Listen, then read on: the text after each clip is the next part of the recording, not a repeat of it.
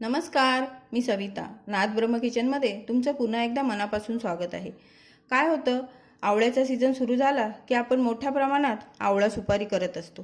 पण घरातील लहान मुलं आणि वयस्कर माणसं आवळा सुपारी तेवढ्या आवडीने खात नाहीत. आवळा हा शरीराला अत्यंत गरजेचा सुद्धा असतो. मग आपल्याला असे हे पर्याय निवडून काढायला लागतात.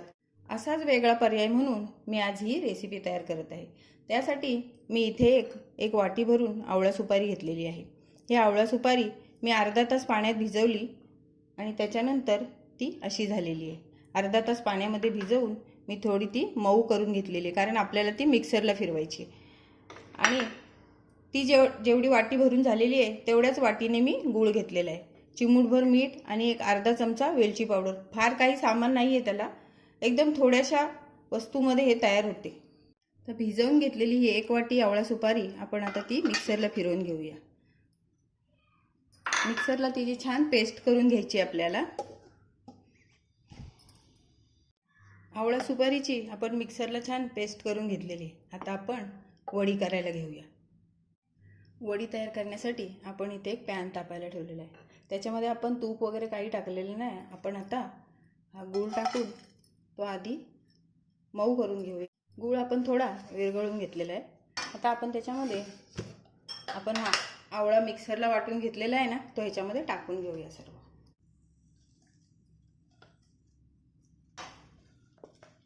हा आवळा आपण आता छान गुळामध्ये मिक्स करून घेऊया.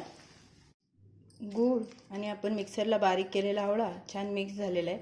आता आपण त्याच्यामध्ये अगदी हे चिमूटभर मीठ टाकूया आणि ही अर्धा चमचा घेतलेली वेलची पावडर सुद्धा टाकून घेऊया.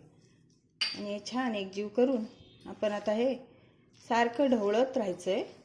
जोपर्यंत मिश्रण आपलं घट्ट होत नाही तोपर्यंत आपण आता हे शिजवून घ्यायचं आहे. आपल्याला आता 10 मिनटं झालेली आहेत. थोडं मिश्रण आपलं आता पॅन सोडायला लागलेलं आहे. अजून आपल्याला 5 ते 10 मिनटं लागतील. मिश्रण आपलं घट्ट झालेलं आहे. आपण आता त्याच्यामध्ये 1 चमचा तूप टाकून पुन्हा 2 मिनटं ते छान मिक्स करून घेऊया.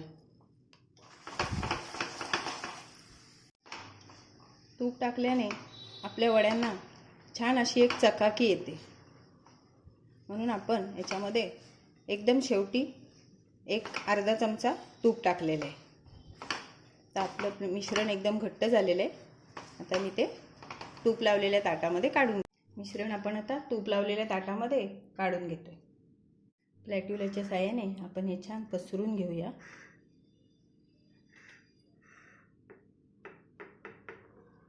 आपण हे छान सेट करून घेतलेले आहे. आपण आता ते अर्धा तासासाठी थंड होऊन देऊया. आपल्या वडीला सेट होऊन अर्धा तास झाला आहे. आता आपण ती कट करून घेऊया.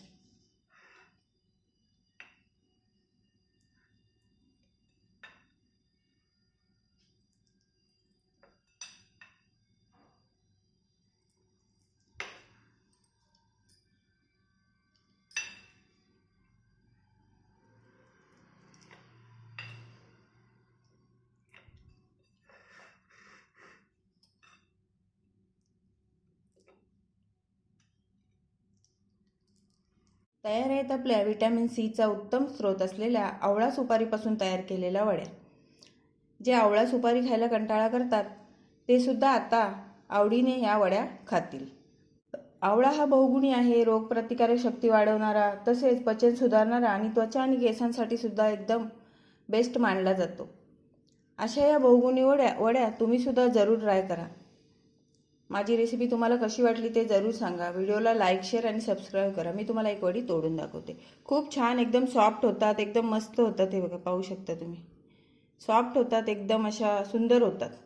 तर तुम्ही सुद्धा ही रेसिपी जरूर ट्राय करून बघा आणि माझ्या व्हिडिओला लाईक, शेअर आणि सबस्क्राईब करा. धन्यवाद.